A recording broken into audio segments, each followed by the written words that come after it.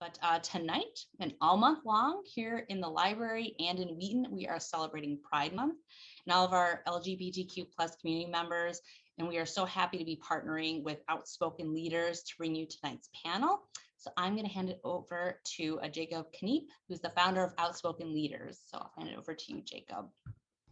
Hello, everybody, and good evening. My name is Jacob Kniep, and as Courtney said, I am the founder and executive director of Outspoken Leaders. We're so humbled that the Wheaton Public Library reached out to us and allowed us to kind of work together on this panel. And what the panel is tonight is the LGBTQ plus experience and why it's important to serve LGBTQ plus folks. Before we jump into anything, I want to say a big, huge thank you to anybody who may have submitted public comment or spoke at Monday night's city council meeting. It's because of the support you all showed towards the LGBT community so I want to start this off fast and strong. As you can tell, my internet's not super stable, so I will do the least amount of talking possible. What we're going to do is I'm going to start by introducing our very first panelist, and that is Nat. Nat's pronouns are they, them, and Nat is the Youth Engagement Manager for PHIMC's Illinois Safe Schools Alliance program. Nat is a compassion-led and dedicated educator focused on community building and social justice across various realms of youth work. They obtained both their BA in Teaching of English and MED in Youth Development from the University of Illinois at Chicago, and have been a champion for putting youth voices to action throughout their adult professional life. After a brief stint as will you share how you ended up in the position that you are in and why the work you do is so important? Yeah, wow. Thanks, Jacob. How did I come to do this work? It's kind of a winding road. I oftentimes describe my professional trajectory as a bit leaf on the wind. I did finish undergrad with a teaching of English degree, so I come to this work both through the channels of youth organizing myself, kind of joining the LGBTQ student group at UIC when I was wrapping up my undergrad career there, organizing with their Pride group and really doing a lot of social and support organizing on campus. And then also going into education as a high school English teacher, kind of anticipating that I would be a GSA advisor when I eventually got to that space. And so I actually attended the Alliance as an organization originated as the Chicago chapter of GLSEN. And shortly after it became the Illinois Safe Schools Alliance, I actually attended one of their first youth leadership summits in order to learn how to become a GSA advisor, because that's just how much I was convinced I was going to do it. And so, yeah, and then once I left teaching, I kind of went into the nonprofit sector, specifically residential work, working with older youth in care. And when I was at this very tiny nonprofit on the west side of Chicago, and during my time there, I went back to grad school for my master's in education. And at the time, the founder of the youth development program at UIC was also a founding board member of the Alliance. And she asked me if I were interested in joining the board. I said, absolutely. And so it was that's where my official relationship with the Alliance began back in, I want to say 2013. And I was lucky enough to go from a board member to staff in 2015. Wow, in May of 2015. And I've been doing youth programming there ever since. Why is my work important? I mean, I think we all know how incredibly important it is for young people. I think oftentimes, especially in education, and I'm at library spaces, right?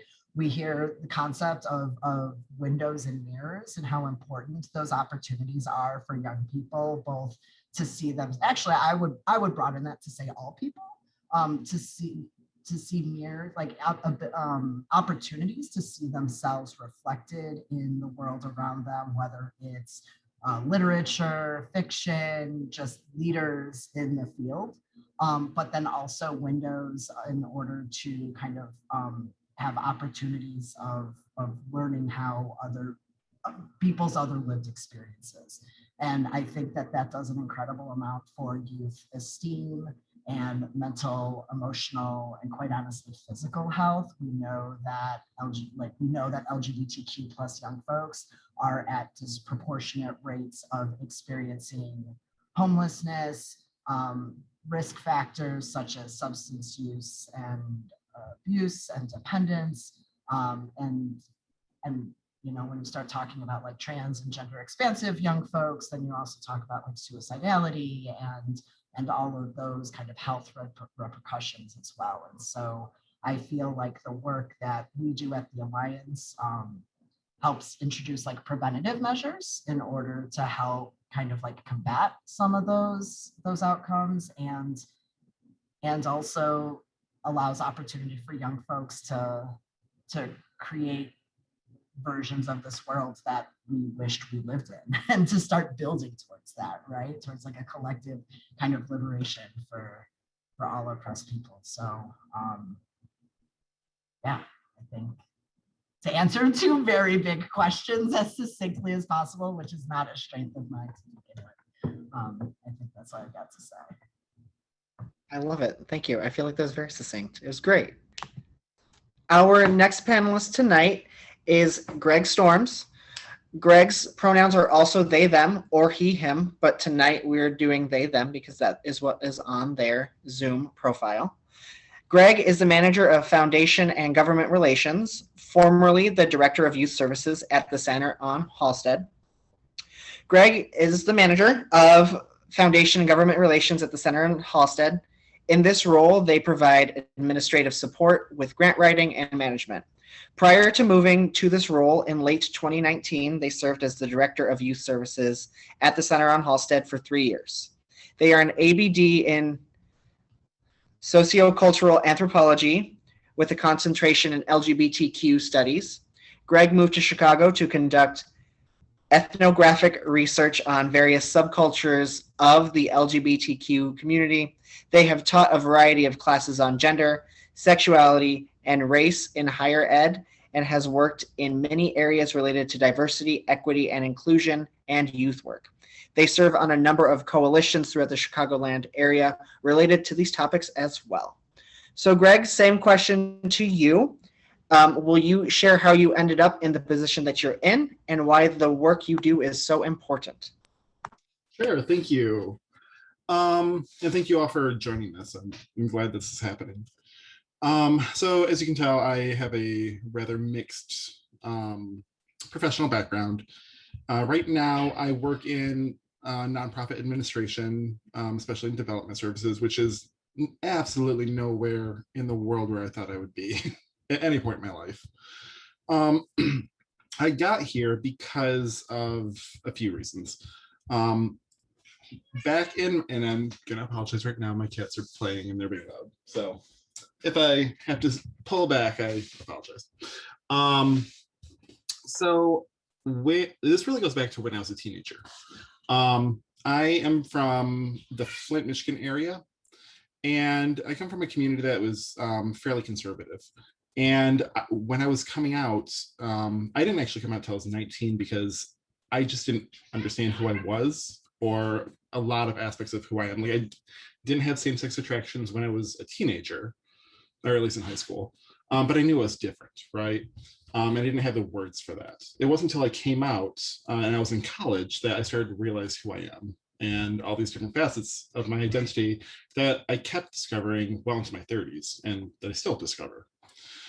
That being said, as I came out in college, I got connected with my university's LGBT center and became so enmeshed in activism, campus culture, and all that eventually I ended up becoming the director of the Ellen Bomarito LGBT Center at University of Michigan Flint, where I did my undergrad. And that got me really invested in student services, student affairs, and really helping young people and older people too, really cultivate aspects of their identity and apply it to other parts of their lives, such as in academia. Because of that and some really great professional mentors in college, I ended up going to grad school and doing a one master's in gender studies, and then later the sociocultural anthropology work that I've done, and really invested a lot of my professional interest into the LGBT community.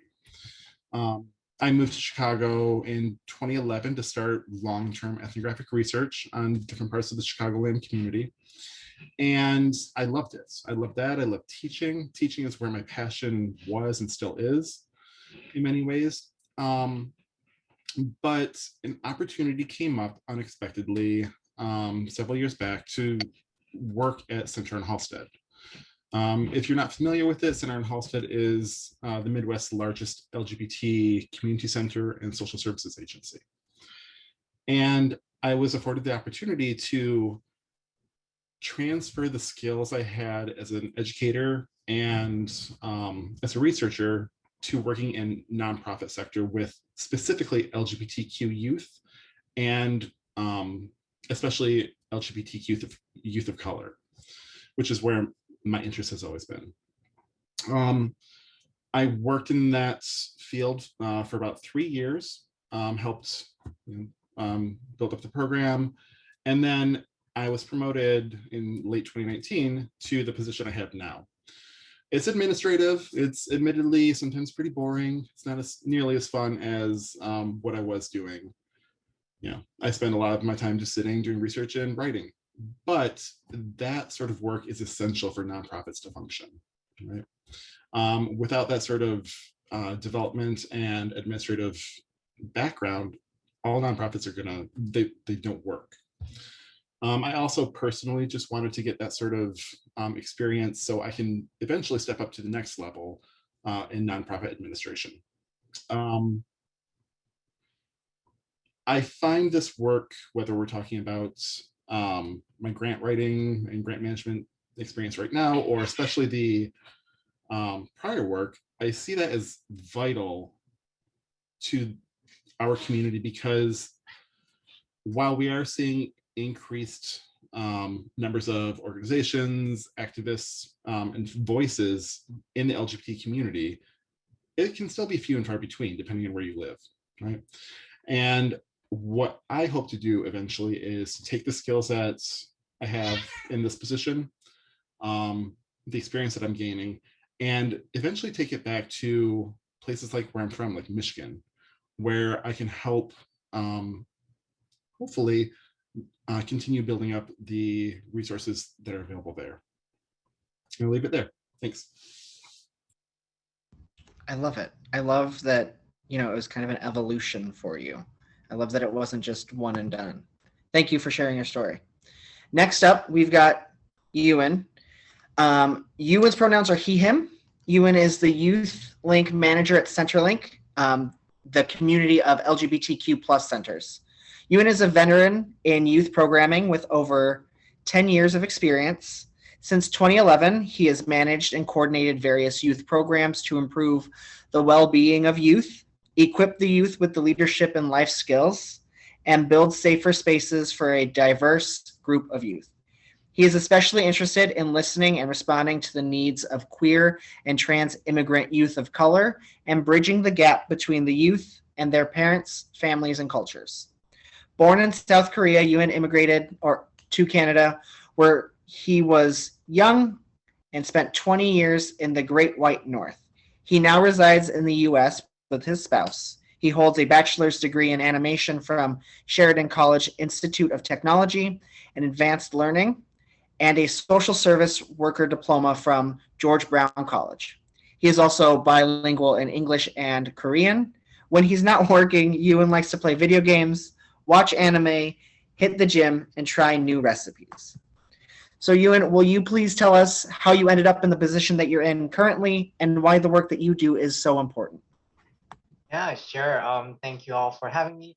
I actually have a short presentation about my job, YouthLink. We have this really special chat program called QChat Space, and I'm gonna try to integrate that into how my lived experiences has led me to this position that I'm holding right now. Let me share the screen. I think this is it. Ooh, you already got a QChat fan here. All right, can everybody see this? Cool. All right.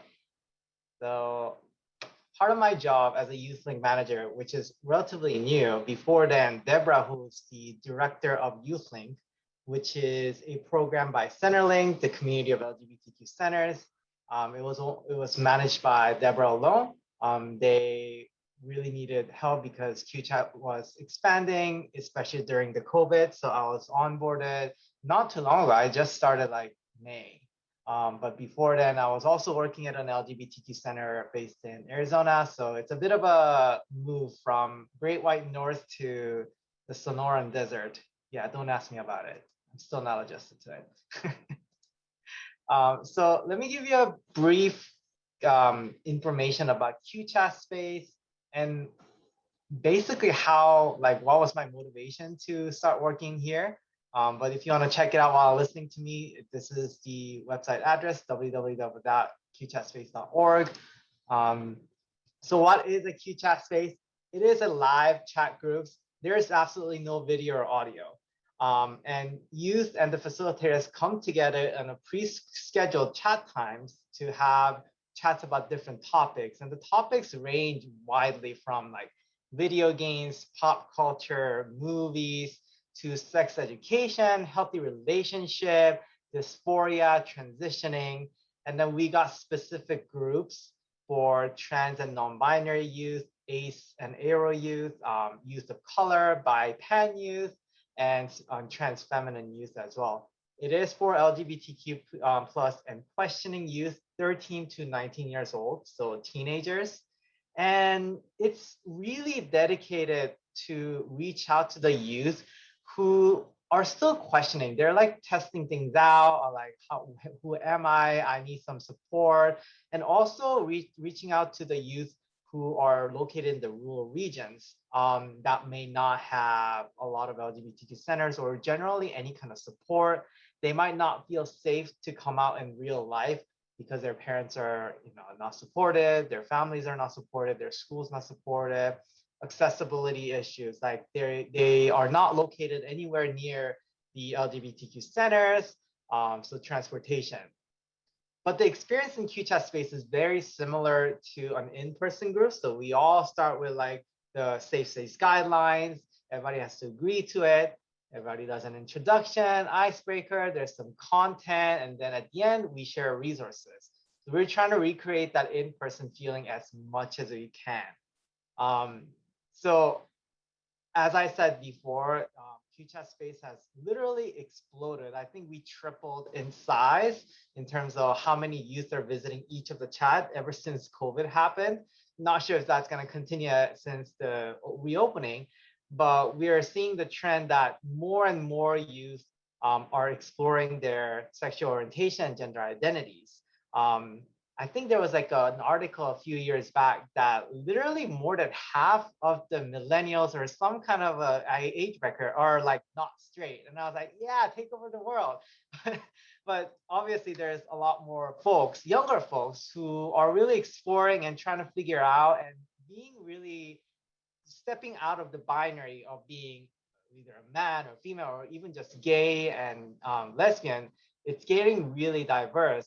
And QChat Space has become a really great place for younger folks to kind of test things around and really find the community, especially for these folks who may not have that supported space in real life.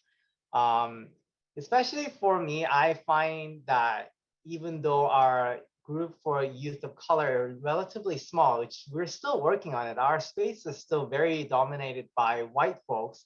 As I was growing up, which I didn't even know my gender identity as a trans man, but as soon as it clicked and everything started rolling, finding community was really, really important for me, especially finding someone who would speak the same language as me, who would share the same or similar culture, share similar experiences like conflict with the families, conflict with their parents, like not understanding how like different cultures understand gender and sexuality issues and language barrier. Even so, I grew up in Toronto, which is a very multicultural city in Canada. And even in Toronto, finding someone who would look like me and share the similar experiences, even that in that place was almost like impossible. I managed to find like one mentor who was not Korean, but still shared enough similar experiences. But still, it was really hard to find somebody who, you know, I wanted to connect with because they shared the similar experiences. So trying to really dedicate more space and opportunities within QChat space. So that way, the next me will have a better, you know, role models, better space for them to explore and find supportive community. And online community is really powerful, especially for young folks right now. Again, going back to the unsupportive surroundings, if the parents are not supportive, the only outlet for the youth is to chat and find resources online. And even with our QChat space website, there's always an emergency exit button that you can like quickly get out as soon as you notice that your homophobic parents are coming in. You can also like refresh the cache. So we share all these kind of experiences and difficulties with each other, give tips. And even when I was trying to find out who I was, I got a lot of help from the online community because again, I did not have a supportive parents. So I had to rely on these online resources and finding a good role model, finding a correct information and finding the good crowd is extremely difficult. And that's what the QChat space is really striving for. And again, online community, we're not really limited by physical boundaries. And being slightly anonymous can really help the youth exploration.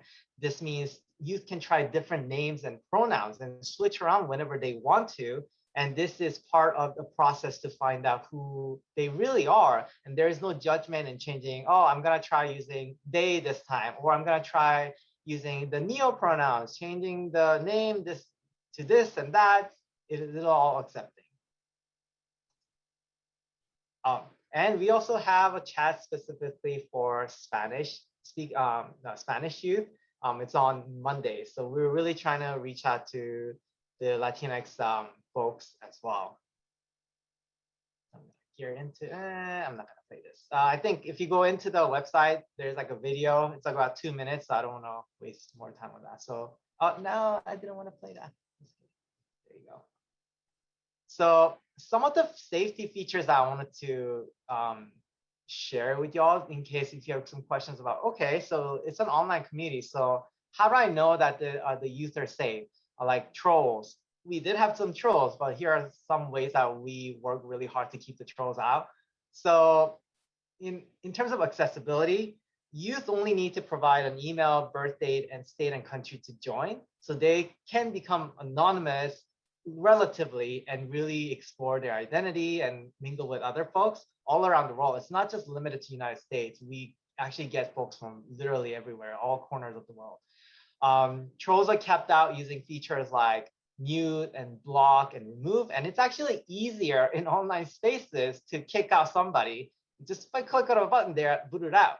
So, but we make sure in case they're trolling, we make sure that, you know, even when obviously when they're like Zoom bombing or like the QChat space bombing, we'll kick them out. But we sometimes have cases where youth are disruptive and they don't seem to mingle along, but they're actually looking for help. So we actually have 2 facilitators per each chat. If only one shows up, the chat's not happening. So the 2 facilitators, one is running the chat and one is actually DMing any youth. So they're making that one-on-one connection. So if they're needing some kind of support, there's a trusted adult figure who can provide the support and give them the correct and accurate resources. And again, everybody has to agree to those group agreements. And most importantly, youth cannot direct message each other. only the adult facilitators can direct message youth. So there's no like shady stuff going in behind between the youth.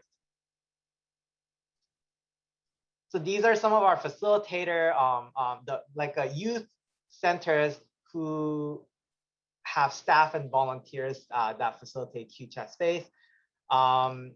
They are selected from the staff and volunteer base who are familiar with LGBTQ youth issues, and they also might have lived experiences.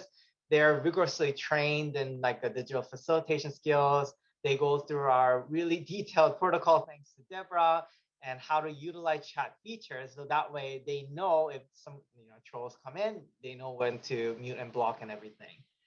We provide ongoing support for these facilitators by doing live shadowing. I literally read the chat scripts every day. It's a bit of a strain in the eye, but it has to happen. And then I give feedback to the facilitators. And then we also hold monthly facilitators meetings to share information about, hey, like keep an eye out on this youth is struggling, and all this kind of other information that we need to share.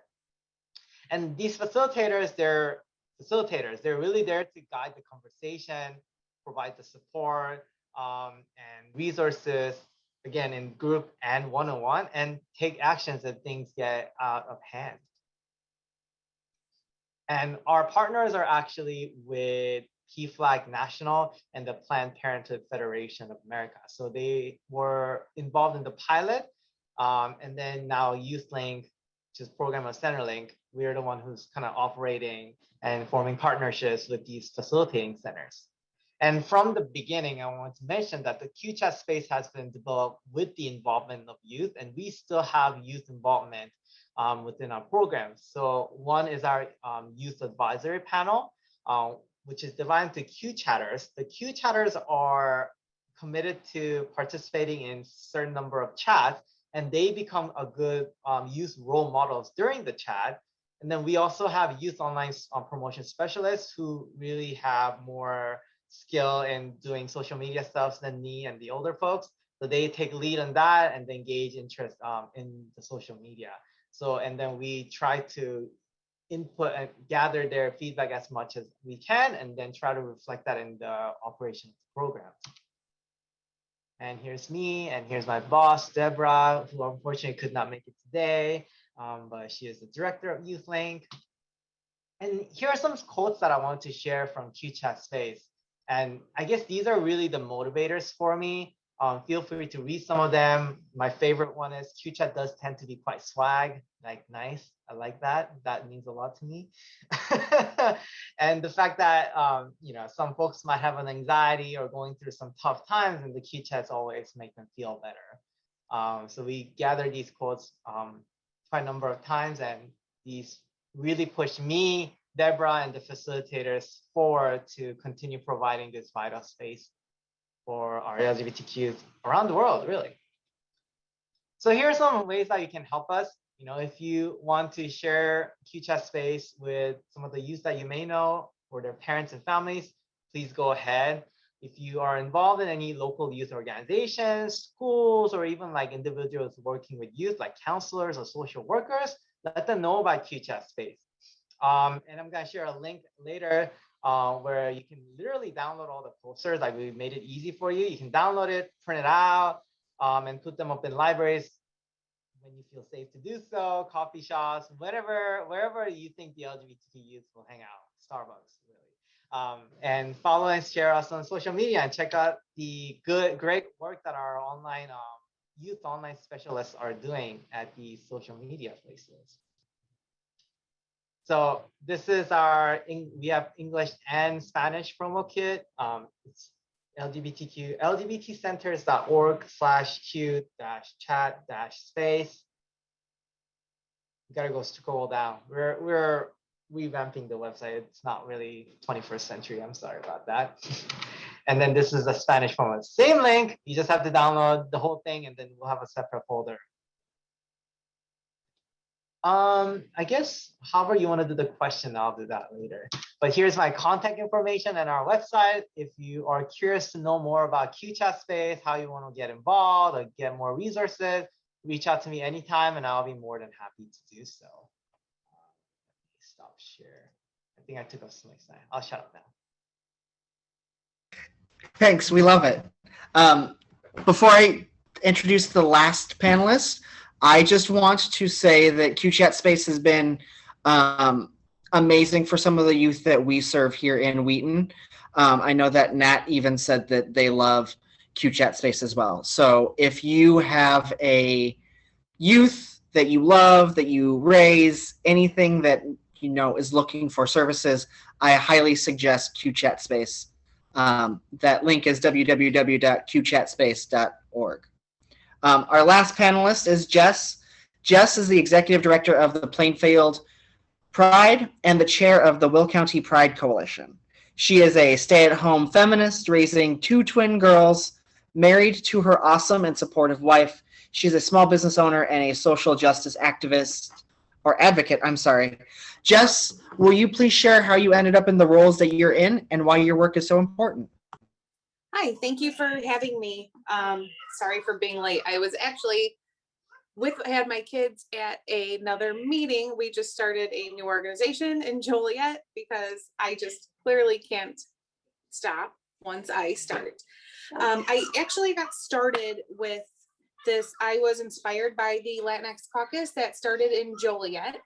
And I noticed they were talking about it with the political action committee I was in. So I'm friends with many of the founding members. And so I was like, well, how do we get a LGBTQIA plus community caucus started? They're like, well, we need people in positions of government. Well, we don't have any, which is a really big problem. We in my community where I live, there aren't any. So I got in touch with the leader of the Democratic Committee in Will County and spoke with her. And the people who are leading the Will County Pride Coalition were allies. I'm like, we can't have that.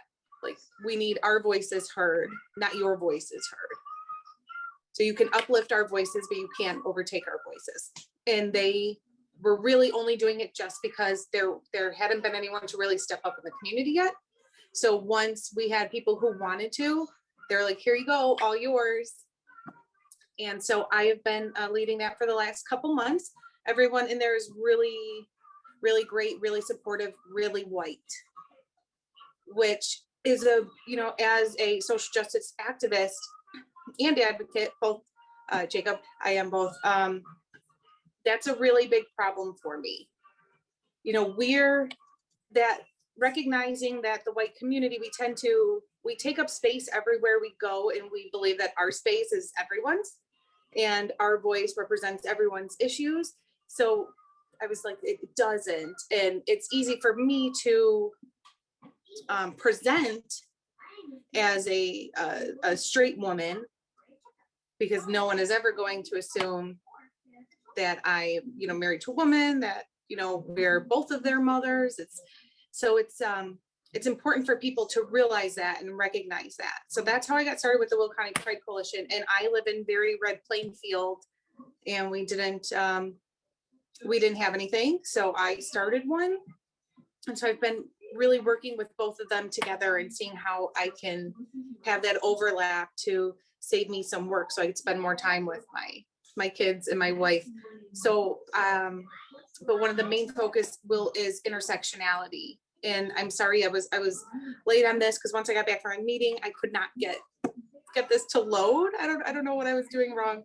So I finally got on. So I'm sorry if I missed anyone's talking about intersectionality and the importance of it, but that is one of the main focuses of what we are doing, and to raise awareness that white queer voices do not represent all the voices in our community. And, we are really seeking and reading and researching until we find those voices in here, because Plainfield is a very white area. So we're already disadvantaged to represent their voices with a local presence. So we're trying to get more presence in general. And an exciting thing is very red Plainfield. We just got Pride Month proclamated for the town on Monday. So that was really cool. And now I'm just really fighting for our youth. We're having a lot of parents fighting the new school bills that have been passed through the state. So we're really advocating for our youth. And also for the older community who didn't have it as easy as us for my generation. And, you know, I still feel like my generation didn't have it easy, but, you know, we have to just keep working together and working on it. And, but that's how I got involved with this, and just, you know, always being a member of the community. I think it's hard for us to recognize that we are always part of that struggle, whether we carry on an active leadership role in the community or not. Like, we are always advocating for a community just by existing and just by taking space and being visible. So that's how I got involved with that. And I don't really know what else to say. Awesome. Thank you so much for sharing. So I had a couple of community members come up to me and ask me a couple of questions for this meeting. The first one does kind of tie in with the Q&A that it looks like you and may have answered. The first question that I had from a local business owner is, how can I make sure that my space is a safe space for all? What specific things can I do to share that I am an ally of the LGBTQ plus community? So I will just start with the line of panelists that I've got here. So I'll start with Greg. What do you think? Oh, start with me. There's so many different ways that we can show our allyship and support of the community. And it really depends, I think, on a number of factors, like where your business is located or what your business is, right? You know, simple things like regularly, not just once a year, but regularly having maybe a rainbow flag in your window or an upside down pink triangle. For me, back in the day, many years ago, that's how I knew I had support from professors, is because they would have an upside down pink triangle in their door. As that sort of cue that people in the know understood, right? I mean, those were just some of the very basic things. We also need to really work hard at just learning about our communities and the diversity within it. I'm really happy that many people on this panel brought up intersectionality and race and ethnicity. I myself am mixed, mostly Middle Eastern, and that's a aspect of our community that I don't see much anywhere, right? And I definitely don't see much understanding even within our own community about. So the more that we can do as business leaders, as community members, to learn about the diversity within the community and not assume that there is a one model fits all system, I think that's a good way to go. And then, you know, a lot of our common practices that we recommend elsewhere, like making sure that when we communicate with people, we try to use gender neutral language, and that we ask someone's pronouns, right, explicitly. Sometimes this can be difficult in certain spaces, but it's important that we make the effort. I love it. I love that you were offering up, you know, small things that business owners can do, because I don't think that it's that hard to make a space a safe space. Nat, do you have anything to add?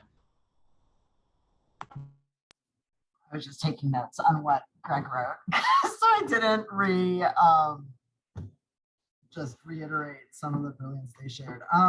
Yeah, so I think in addition to visual cues and, right, like flagging oneself, one thing that we often talk about in our professional development workshops is, right, like introducing oneself with pronouns and practicing other people's pronouns so that, like, you can correct others when misgendered, right? We don't code for non-binary people in this world, and so we are often getting misgendered. But also, I mean, depending on what kind of business you have also, then there's like a whole slew of ways that how are you selling materials or art or products made by, you know, LGBTQ plus folks, LGBTQ plus folks of color or from the immigrant community, right? How are we like And also, how are we engaging in the self-reflection work that is really necessary in identity work, examining the various like identity constellations that we hold and how they intersect when we engage with other people's respective constellations as well. If your business has and I think this is technically now Illinois, I don't know if it's Cook County law or throughout the state. If your business has single user restrooms, then why do those need to be gendered at all? Change the sign, make those gender inclusive. Don't make assumptions based on someone's expression or presentation on which restroom they might be looking for, right? And give your give your staff and other give your staff like regular opportunities for training and practice of, right, like responding when someone comes to you and says like, I feel threatened because this person was in the restroom. Really centering responses there around behaviors rather than identities. Oh, well, what was this person doing when you felt threatened? Oh, washing their hands. Okay, that if you want more privacy, we have another option for you, right? And making sure as many options are available to as many people as possible, I think are some of the most actionable and concrete things that we often talk about in those spaces as well. I love it. Ewan or Jess, do either of you have anything else to add? Okay, Jess. So one of the things that has actually come up a lot with starting Plainfield Pride and Will County Pride Coalition. One of the biggest things I always tell people is to listen to the community. Like that's the first thing you should be doing is listening to our voices. Like hear what we're saying, and if we're telling you that something isn't true allyship, like believe it. Like you, because by you not listening and you are, well, one, you're not being an ally. Two, you're silencing us. You're dismissing us. And we deal with that every day with the people who are actively against us. Like we don't need that from people who are claiming to support us. If you are a straight establishment or a small business, large business, whatever, do not make pride items. Like don't. It's not your pride, it's our pride. Hold on, I'm sorry. Sure, as soon as I'm done, maybe I'll put some on, okay? We're really close, Sam. No talking. They come with me everywhere. When I have press releases, when I have things, they're always there. So, but that's a really big thing is, support the LGBT business. Support this. Don't make your own to be like, hey, I'm an ally, I made this yard sign. Hey, I'm an ally, I made this shirt. Find your local LGBT artists and business owners and support them, because we statistically, our businesses don't make it as long because we aren't supported. And that speaks even greater for the BIPOC community and anyone who isn't white presenting and straight presenting. Like we have a harder time. So if you really want to be an ally, listen to what we have to say, support our businesses, our establishments, and our boundaries. Like it's important to do that. And if you aren't ready to listen and open up and learn, then you're not ready to be an ally. I love that. I think, yes, I 100% agree. The next question I had, because it looks like we've got a lot of gender expressive people here, is about pronouns. What do I do if I get someone's pronouns wrong? This comes straight from my mom. I just recently came out as non-binary. So my mom asked me this question, and I wanted to ask it to all you folks to see what your answers were. So who would like to start with this question? Okay, Greg, go for it. Yeah, I'm happy to. I identify as non-binary. Gender fluid in particular is the particular identity that most fits me personally. I'm often mask presenting for a variety of reasons. I'm 6'4", it's part of it. finding clothing that I like outside of what I can find at Target. It's not always easy.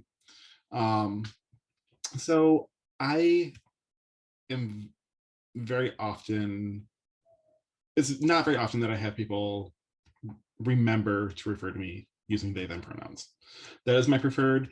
Being gender fluid, I'm generally very okay with any pronouns as long as it's provided respectfully. But psychologically in particular, I see myself gender fluid and sometimes agender, right? And they, them is what really fits me personally, psychologically best. And the expression and presentation, when I'm able to, that's when when I have the opportunity to, and I have clothing and whatnot available, I do like to express myself in gender expansive ways as well. What I find effective with people who repeatedly have challenges utilizing the pronouns I would like them to use is that I just gently remind them repeatedly. And if it does become a situation where that individual has been given many opportunities and does not continue, or does continue to misgender me, then we have a deep conversation. And I talk to them on a personal level, and I talk to them on a social level as well. Because if you're misgendering me, you're absolutely misgendering other people too. And that's a problem. I don't often have that concern with people in my close social network, but outside of it, absolutely. Does anybody else have anything to add? I saw a meme recently, probably that, maybe it was last year, maybe that's what reasons is to me, because what is time anymore? That, well, first and foremost, to back up, I think to echo what Greg said, like people who apologize profusely, that is about censoring their own experience, right? And it puts the onus of taking care of that person's feelings on the person whose identity is being denied. So food for thought there, understand that, or like, and it is, I understand as a non-binary person who has been pretty consistent in this identity for a minute in my life, that we can understand and have compassion and understanding for people who struggle with understanding. And also, like, again, I loved the naming of that just named boundaries, like honoring the boundaries that we set. And part of that is like not doing the emotional labor of now taking care of your anxieties around the fact that you just denied my identity. And so like oftentimes we'll see the advice of like, just apologize briefly, like, I'm sorry, correct yourself, move on, right? But the meme I saw recently was like, let's strike even I'm sorry and just thank people for correcting others. So if you misgender me and I say they, it's thank you, instead of even saying I'm sorry, because even that, I think, like, I see you, Greg. I hear you. I honor you. I really appreciate that you do. Because sometimes I'm just like, I don't even have the energy to do that. I'm just going to sit here and be like, I'll email you later or text you or whatever, but I'm not, yeah. So those are the only feedbacks I have off of that. I can appreciate that. Nat, I did have one question specific for you. At the rally on Monday, I had a student come up to me. They just moved here from out of state. Their high school does not have a GSA. What can they do to get a GSA started? So many things. I mean, first, if they don't want to undertake them all their own, I realized both after Greg and Ewan spoke that I didn't do any sort of promotion for the organization that I work for. But we do, I specifically offer technical assistance for GSAs that are starting. So like now, super briefly, Illinois Safe Schools Alliance, We want safer school spaces for students who hold LGBTQ plus identities, professional development, training, policy, advocacy, youth organizing and leadership, home to the statewide GSA network. Yeah, I think if someone wanted to go at their own, talk to someone else talk to any of the other student clubs in the school, because GSAs are federally protected groups, especially at the high school level. And so a school cannot refuse a GSA from forming if they do allow other student groups to form. Unfortunately, that does mean that there are instances in our country, in our world, where school administrators will just be like, cool, then we just won't have any student groups, which is hella petty if you ask me. But the shortest of answer is you can connect that young person to me or direct them to the Alliance. And then I'm like, let's set up a meeting. I'll give you all the resources.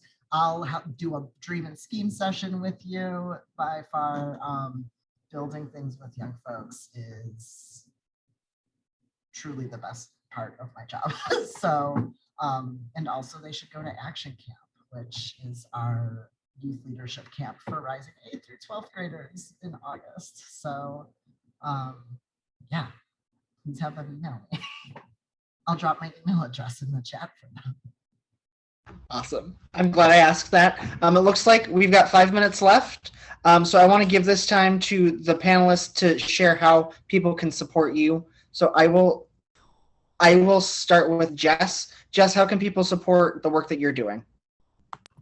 So if you are in Will County, reach out to us if you want to participate. You want us to list your pride organization, your business, your anything. If you are outside of Will County, you can really submit that too, because we barely have any in Will County, and that's what we're trying to change. So we will list yours also, just if you could let me know if you're outside of it. If you want to become a member, or if you want to make any donations or share resources, we're working on resource binders. I think it's important for all of us to have as much resources and information as possible. Ewan, did I pronounce your name right? Okay, perfect. I had actually never heard of the Q chat. And so I screenshot it. I don't know if that's okay. And I sent it to my communications coordinator. I'm like, we need to research this, and we need to get this up immediately so everybody knows about it. So I just hadn't come across it. So we will be reaching out and promoting. So that is, if you have stuff that is helpful for other organizations and different aspects of the community, please, share those so we can get the word out far and wide, because you don't know what you don't know. So it's important to do that. But if anyone is in Plainfield or Will County, you can join forces with us, and that would be awesome. And I will go ahead and put my email in there.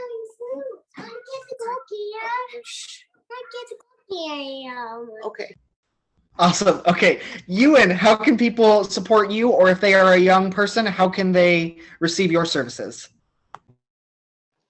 I was getting distracted by the baby. Oh, so cute. I think I shared one of the few slides that really just spread the word about us. If you are in social media, you can easily find us and share in your story, share and repost. We're pretty chill about that. If you are a part of a youth organization, you can, try to be part of Centerlink. So Centerlink is a member-based organization, which is a collection of LGBTQ centers all around the world. So if you want to start up one and you need assistance, we also provide that. So that can be another side. If you're an adult and you want to get more involved, that's one way to do it. But really spread the word about us. We're still relatively small. So any help and promotion will be greatly appreciated. Perfect. And then Greg, how can people find the work that you're doing? So we're pretty big, Center and Halstead. We're right in the heart of North Halstead in Chicago. We always can use, put a plug for donations. It's always a thing we're looking for, but especially volunteer support as well. We have an excellent youth program that really depends on a strong core of volunteers, and we would love to see people volunteer their time there. And if you want to reach out, I will put some information in the chat where you can learn more about that and reach out to us. I'm also going to put a little plug in really quick that will probably get me in trouble. But as much as I want support for Center and Halstead, there's a lot of smaller organizations that need help too. And I really recommend connecting with Center and Halstead, and we can also help you find other organizations in your area or even in Chicago that could use your support too. Love it. And then last but not least, Nat, one more time, how can people find the work that you're doing? Yeah, probably the easiest and most efficient way would just be to go to the website ilsafeschools.org. We are lucky enough to now be housed at the Public Health Institute of Metropolitan Chicago. So if you want to learn more about their initiatives to support health equity through their various programs, you can go to phimc.org. But the Alliance website will get you, intake forms for professional development and training, our Know Your Rights workshops, which are, cool, made by youth for youth, comic series to teach young folks their rights in school systems. And yeah, that's me. Or email me directly, because now y'all have that in the chat. Love it. And then if anybody is looking to support Outspoken Leaders, you can find us real simple, real easy, outspoken.gay. I'm going to hand this over back to Courtney. Courtney, thank you so much for having us today, and thank you to the Wheaton Public Library for hosting this. And thanks again to all of our wonderful panelists. Yes, I'd like to echo that. Thank you so much, Jacob, and thank you, Outspoken Leaders, and thank you to this wonderful panel. This has been such amazing information. I learned so much. I'm definitely going to share the Q chat space with our teen department to make sure they are aware.